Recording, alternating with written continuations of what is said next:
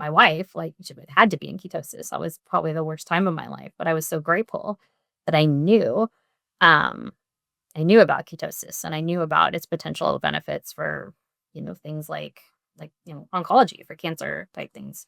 If you're comfortable, can you share that story? Yeah, yeah. So it was um Korean. My wife she works at a clinic. It's a series of clinics. She's the director, and they do these like lunch and learn things. Everybody has to present. And in 2003, the director of imaging presented, and this was in November. And she came home and she was like, "We need to get mammograms." And I'm like, "Ow, I'm busy." And we were both 40, and she's like, "Come on, it's important, early screening." And I'm like, whatever, fine. So we both got mammograms, and I got mine a little bit before her, and mine was fine. And then I remember it was because it was 2 days before Christmas, and she was home late. She got home late. I got home a little early, so I was playing with our German Shepherd, and she just like walks in the door, and I'm not even paying attention. I'm just messing around with Jackson, and she goes, "Michelle." Yeah, I'm like, "What?" Messing around with Jackson. And she kept saying my name. And I looked up at her and she starts crying and she says, "I have cancer." And I kid you not, like my world changed. Like you just don't think somebody who's relatively healthy, who's eating low carb, who's, you know, 40 has cancer. And, the first thing I said was, "Okay." And the next thing she said was, "I'm so sorry this is going to be so expensive." And I we could probably talk for 2 hours about our healthcare system about that. We don't have to get into that. I mortgaged the house and worked 3 jobs. I that was the last thing on my mind was how much it cost. But then I said, "Okay, you're going to be okay." And, that set in motion, connecting with, the woman who wrote the book Keto for Cancer. I met her at a, conference, Miriam, and immediately she was put on a therapeutic ketogenic calorie restricted diet. And I highly recommend anybody going through, um, oncology. Like, I'm so grateful. I had heard of the work of Dr. Thomas Seyfried. I actually reached out to him via email, and he was very kind, responding to my emails, giving us thoughts and ideas.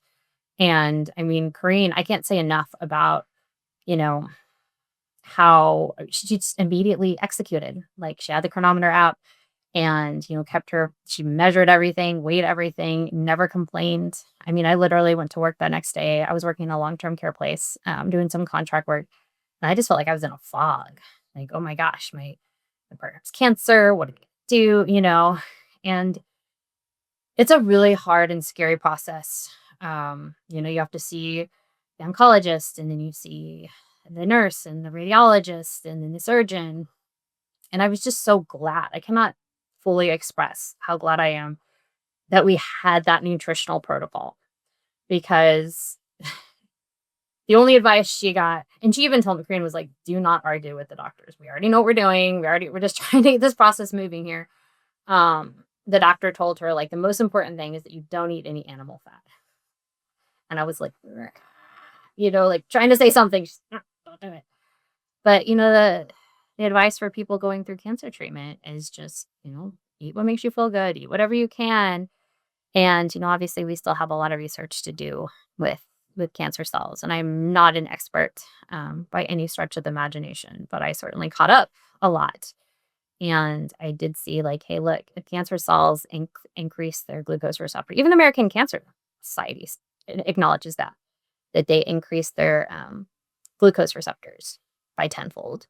So perhaps we ought to not be flooding them with glucose, right? So she was originally scheduled to have surgery and then to have, they said there were 30 radiation sessions. And after, yeah, did the MRI. And then when they went to do the surgery, which felt like a really long time from the time they did the MRI, it was only probably like 4 to 6 weeks. The tumor had actually shrunk to some degree. So the surgeon was really impressed. Like, whoa, that's pretty unusual. We don't usually see that. And so when we went to radiology, they're like, hey, you no longer need 30 sessions. You only need 5, which is a huge deal. Anyone who's had to go through radiology, like, unfortunately, there's lots of risk of it's radiology, like burning, scarring, pain. There's extreme fatigue. Like those days she had radiation was pretty bad. But, went back to the surgeon, several weeks after for a follow-up. And, I've talked about this before. He said, like, my God, it must be because you guys are young. Like, I've never seen someone heal so quickly. Like this, you can see the scar, but it's like, this is really impressive. And I just thought, like, thank goodness, and I've read different, publications on, ketogenic therapies as adjuncts to cancer treatment. And one of the main reasons it's discouraged, uh, people say like, "Oh, you're already going through so much. We don't want to give you an extra thing to do," which is the craziest shit I've ever heard. It's like for us, and I shouldn't speak for her, but I know she said this before. It's like you feel so helpless, like you have this thing growing in your body, but it's like this is one thing I know I can do that is helping me, that is going to potentially help me be better, be cancer free. Get this out of my body. Because you do feel like, oh my gosh, this you know, it's a horrible feeling. It's scary. You tell someone they have heart disease, which is the number one killer. People are like, "Oh, whatever, we'll figure it out." And tell someone they have cancer, and it's like brings you to your knees. It's terrifying. So anyway, this was 2024. She had her surgery. She officially, over a year cancer free. So we're extremely grateful. She'll probably get more frequent checkups for the next few years. But it also brought up the question, like, why? Why is this not talked about? Why is this not encouraged, prescribed? And I remember listening to a podcast with Dr. Seifrey, and he said, until someone can monetize this will never be a, practice because, cancer is one of the most profitable diseases in history. Like, it's just, you make so much money off cancer, even with great insurance. She wasn't wrong. It was astronomically expensive. So, but once again, we are grateful. I will forever be grateful for the work of Dr. Seifrey and Miriam and just the fact that we knew what to do. Since you made it to the end of this clip, I know you're going to love the full episode. Click here to watch. I'll see you over there. We are not going to medicate or moderate out of this. We have great data, tons of clinical published trials on people reversing type 2 diabetes with lower carbohydrate diets. But if you're very sick, you need to be focusing on what does your body need.